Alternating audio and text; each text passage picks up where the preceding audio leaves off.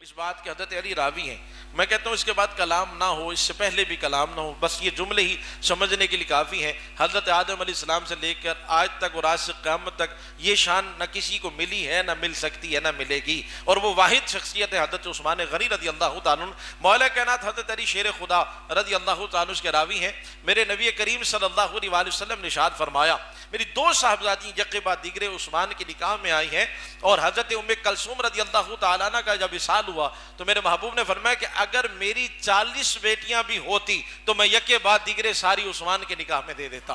کتنے بڑے اعزاز کی بات ہے، کتنا بڑا مقام رکھتے ہیں حضرت عثمان غنی رضی اللہ تعالیٰ عنہ.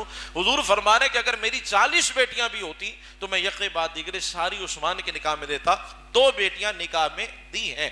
اب یہ بات بھی ذہن میں رکھے کہ حضرت رقیہ جب بدر کا معاملہ ہوا، بدر کی تیاری ہو رہی تھی، تو حضرت رقیہ جو ہیں وہ بیمار تھی. اس حضرت عثمان غنی کی زوجہ ہیں. تو میرے کریم آقا صلی اللہ علیہ وسلم نے جب سب کو بدر میں جانے کا فرمایا تو عثمان غنی کی ڈیوٹی بدل دی. فرمایا تم بدر نہیں جاؤ گے، تم میری بیٹی کا خیال رکھنا، اور اللہ تمہیں بدر کے مجاہدوں اور شہیدوں کا ثواب عطا فرمائے گا. آج اب کسی کے پاس چلے جائیں اور اس سے پوچھیں کہ بھائی بدر میں جو صحابہ شریک ہوئے تھے ان کے نام بتائیں، تو وہ نام لے گا. تو پہلا نام سیدنا صدیق اکبر، دوسرا نام حضرت عمر فاروق، تیسرا نام حضرت عثمان غنی. تو ان سے پوچھے کوئی بھی حضرت عثمان غنی تو بدر میں تھے نہیں، تو حضرت عثمان غنی کا نام کیسے آ گیا؟ بھئی یہ تو سارے جانتے ہیں نا، اہل علم پتہ ہے، آپ جو مطالعہ کرتے ہیں انہیں بھی پتہ ہے کہ حضرت عثمان غنی تو حضرت رقیہ کے پاس، آپ بدر میں گئے بھی نہیں ہیں لیکن مال غنیمت میں ملا ہے. نام بھی آج بھی تیسرے نمبر پہ آتا ہے. کسی ایک نے بھی یہاں کلام نہیں کیا، کسی ایک کو ضرورت نہیں ہوئی کہ یہ تو گئے نہیں ہیں، اس کے باوجود بھی ان کا نام تیسرے نمبر پر آ رہا ہے. حضرت عثمان نے پوچھے ان سے جو آج بات کرتے ہیں جی نبی کریم صلی اللہ علیہ وسلم کو کوئی اختیار حاصل نہیں تھا، تو ان سے سوال کریں تو حضرت عثمان غنی تو گئے بھی نہیں تھے لیکن آج بھی تیسرے نمبر پر ان کا نام آتا ہے. تو عاشق بتاتے ہیں کہ جن کی حاضری میرے سونے آقا صلی اللہ علیہ وسلم نے خود اپنے ہاتھوں سے لگا دی، اور پھر ہم کون ہوتے مٹانے والے؟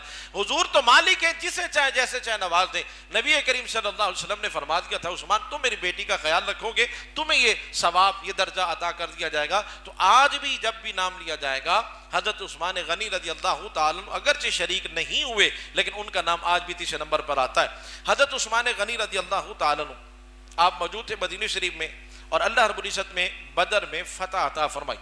جب نبی کریم صلی اللہ علیہ وسلم کی غلامی خوشخبری لے کر مدینہ شریف پہنچے، اس وقت حضرت رقیہ رضی اللہ تعالی عنہ کا وصال ہو چکا تھا اور آپ کی تدفین کا معاملہ ہو رہا تھا.